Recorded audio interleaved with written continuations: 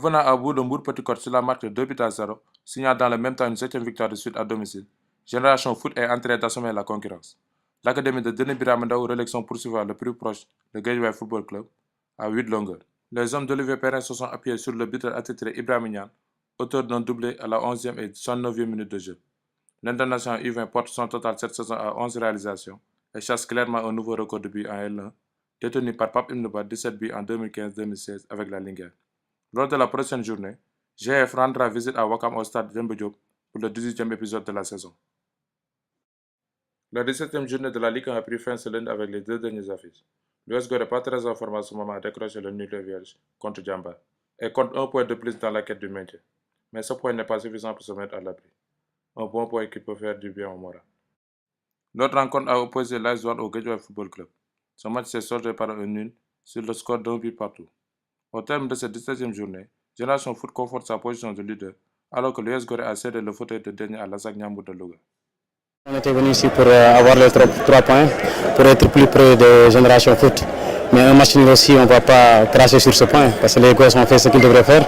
Avec 5 d'absence dans l'équipe, les gosses, vraiment, ils ont fait ce qu'ils devraient faire.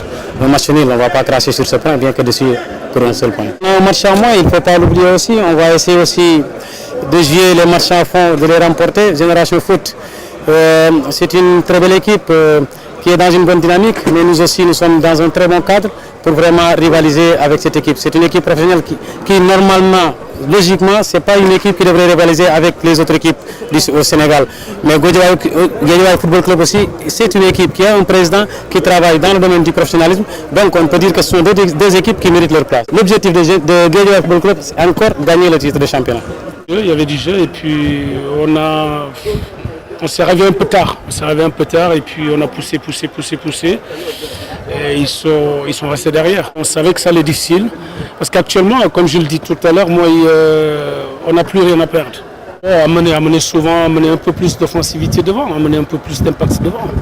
C'est notre mal, c'est ça, c'est devant. Là, comme je l'ai dit en début de saison, c'est juste un championnat.